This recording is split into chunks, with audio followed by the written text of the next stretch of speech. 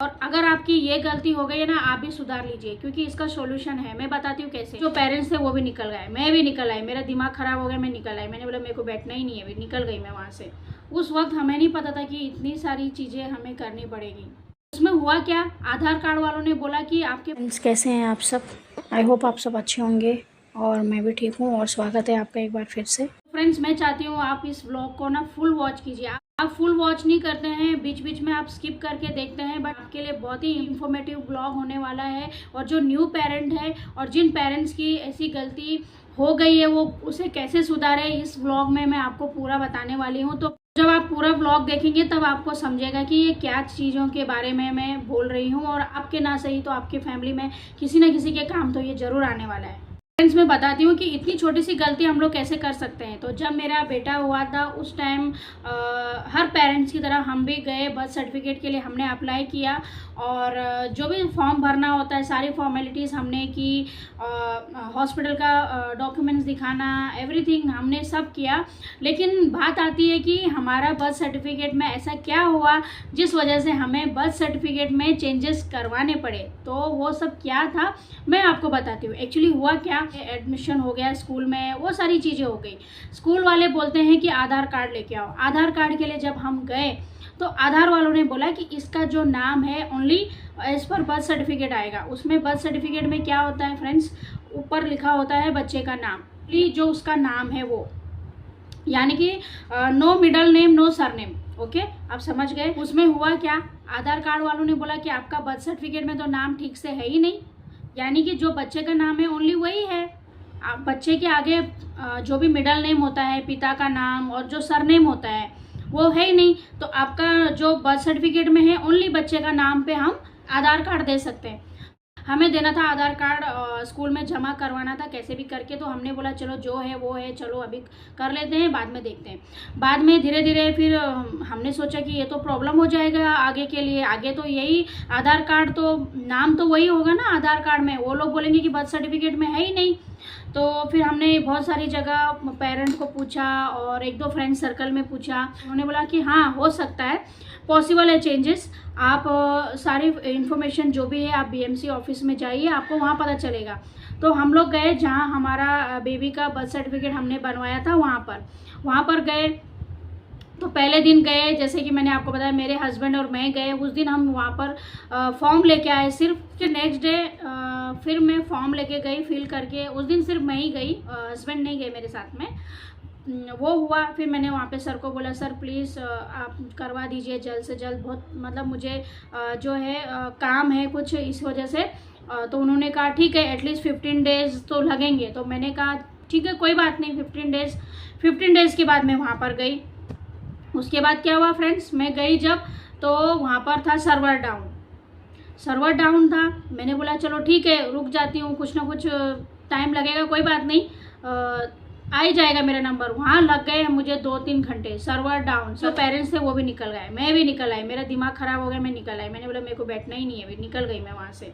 और हमें नहीं पता था इसमें इतनी सारी चेंजेस होते हैं। पहले के टाइम तो कितना अच्छा था, हमारा भी बर्थ सर्टिफिकेट में सिर्फ नाम है हमारा यार, मिडल नेम सरनेम वो तो बात की बात है ना, उसमें तो नीचे होता है ना mother name and father name तो होता ही है। लेकिन दे वांट कि बच्चे का बर्थ सर्टिफिकेट में होना चाहिए। न्यू बॉर्न बेबी का बर्थ सर्टिफिकेट के लिए अभी जब भी हम लोग अप्लाई करते हैं तो वो लोग ये नहीं बोलते कि भाई देखो आपका नाम ये है, इसमें आपको सरनेम भी चाहिए, मिडल नेम भी चाहिए कि नहीं चाहिए। वो ये सब कभी नहीं पूछते। जो हमने उनको लिख के दिया बस, वो लोग सिर्फ स्पेलिंग पूछते हैं, ये स्पेलिंग बराबर है, बस दैट्स इट। उसके अलावा वो ये नहीं आपको समझाएंगे कि आप ये नहीं करोगे तो आपको फ्यूचर में ये गलती होगी, ये करो, ये आपके आगे बच्चे के लिए उसका आधार कार्ड में ऐसा जाएगा। कितना प्रॉब्लम होता है, हर बीएमसी ऑफिस में कितने धक्के खाने पड़ते हैं। वहाँ पर पेरेंट्स वहाँ पर मुझे मिले जो 2-2 महीने से वहाँ पर आ रहे, बोल रहे जितनी बार भी आते हैं सर्वर डाउन है। इस तरह से वहाँ पे प्रॉब्लम्स होते हैं। और अगर आपकी ये गलती हो गई है ना, आप भी सुधार लीजिए, क्योंकि इसका सॉल्यूशन है। मैं बताती हूँ कैसे। अभी आपका बर्थ सर्टिफिकेट आ गया समझो, जैसे मेरा आया तो मेरे उसमें सिर्फ बच्चे का नाम था और मिडल नेम यानी फादर नेम एंड उसका सरनेम नहीं था। तो अगर आपकी भी यही गलती हो गई है मेरी जैसी, तो आप उसे सुधार सकते हैं। आप वहाँ जाओ, वहाँ पे करेक्शन का फॉर्म मिलता है, नेम उसमें ऐड करने वाला, तो वो फॉर्म आपको भरना पड़ेगा जो मैंने व्लॉग में दिखाया है, आपने देखा होगा। तो कुछ नहीं, सिंपल सा फॉर्म फिल करना है और करेक्शन होके आपको एकदम नया का नया बर्थ सर्टिफिकेट मिल जाएगा, जितना आपको कॉपी चाहिए उतना। आपको और एक बात बताती हूँ, अगर आपको उसका नाम कुछ चेंजेस करना है या फिर उसका पापा का नाम है और उसमें कुछ और नाम है, जैसे होते हैं किसी में सिंह होते हैं, कुमार होता है, ये सारी चीज़ें होती, तो उसके लिए आपको नोटरी और गैजेट वो सब करना पड़ता है। ये सारी मेरी डिटेल्स थी या मेरे हस्बैंड की डिटेल्स थी, हमने वहाँ पर दी, दोनों के आधार कार्ड वो सब दिए वहाँ पर, जो देने होते हैं प्रूफ, मतलब हमारा जो प्रूफ लगता है वहाँ पर, और बस वो दे दिया तो हो गया बस। और उसका नया का नया मुझे बर्थ सर्टिफिकेट मिल गया, जो कि मुझे काफ़ी अच्छा लगा। अब मुझे आगे इन फ्यूचर में प्रॉब्लम नहीं होगी। अदरवाइज़ मैं अगर वो नहीं कराती तो पता नहीं कब जाके कुछ नया रूल चेंज हो जाएगा कि वहाँ पर है ना 90% पेरेंट मेरे जैसे आए हुए थे, जिनके बच्चों का ऐसे ही बर्थ सर्टिफिकेट बना है जैसे मेरा बना है, ओनली नेम वाला। तो अगर आपका भी ऐसा कुछ गलती हो गया है तो अभी भी टाइम है, आप सुधार सकते हो और आपको नया का नया बर्थ सर्टिफिकेट मिलेगा। ये नोटरी और गैजेट के चक्कर नहीं करने पड़ेंगे आपको। इस व्लॉग में ना आपको बहुत इन्फॉर्मेशन मिल गई है कि किस तरह से बर्थ सर्टिफिकेट में होता है, और जब भी हम बर्थ सर्टिफिकेट के लिए अप्लाई करते हैं तो हमें किन किन चीज़ों का ध्यान देना पड़ता है, जो मैंने आपको ये इसमें बताई है सारी चीज़ें। नहीं तो आगे चलकर आपको प्रॉब्लम हो सकता है, और आधार कार्ड में जो है उस टाइम आपको पता चलेगा और फिर आप नोटरी और गैजेट के चक्कर में पड़ जाओगे।